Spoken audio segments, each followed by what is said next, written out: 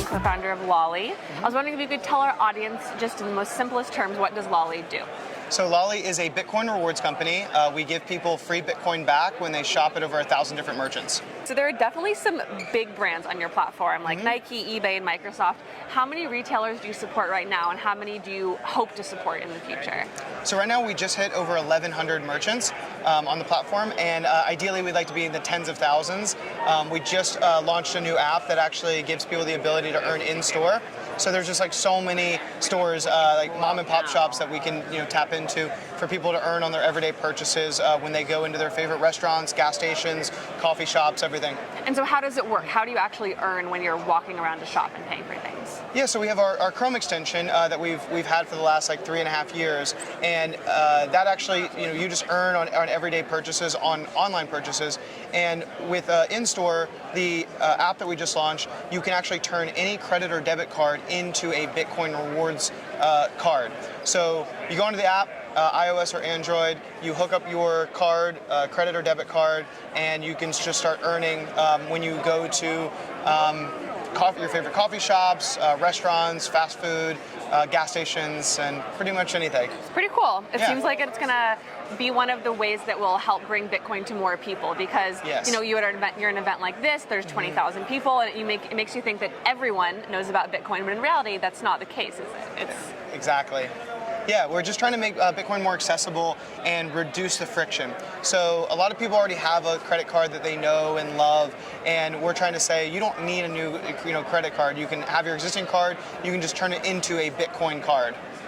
And so what are one of the things you think are stumbling blocks for future Bitcoin adoption? I think there's still like an education curve with Bitcoin. I think because it's volatile, people question, is it investment? Is it payments? How can they make it a part of their everyday life?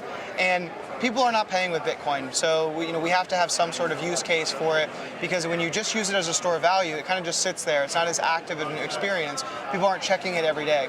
With rewards, I think it actually turns into a way more active experience, and if you give people the actual ability to make Bitcoin a part of their everyday life, it becomes a way better tool for people, and they think about it more, and they question their money, and they start to learn about the sound money principles that make Bitcoin so powerful. There are definitely some retailers out there that would be more hesitant to accept Bitcoin because of the environmental impact. How do you convince retailers to use Lolli, even with that sort of discussion going on in the background all the times right now?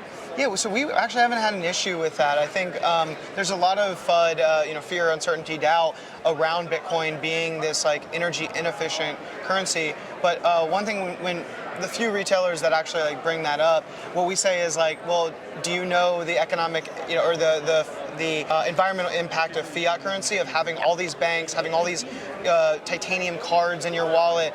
There's horrible inefficiencies with the existing financial institution, but because it was the only thing that existed, no one even questioned the environmental impact of having all of that infrastructure in place. So the cool thing about Bitcoin and energy is that it actually takes energy and turns it into money.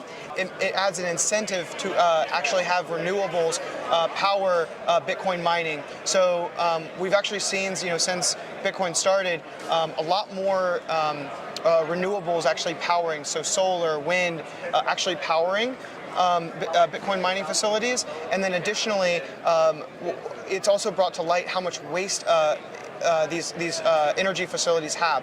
And so Bitcoin can take and almost serve as like an energy or a money battery is the best way of looking at it, where if there's just wasted energy at a mining facility or at a power plant, you can actually put that remaining energy that would have just gone into the ether, put it directly into a proof of work protocol like Bitcoin, and actually get money out of it and turn it right into money.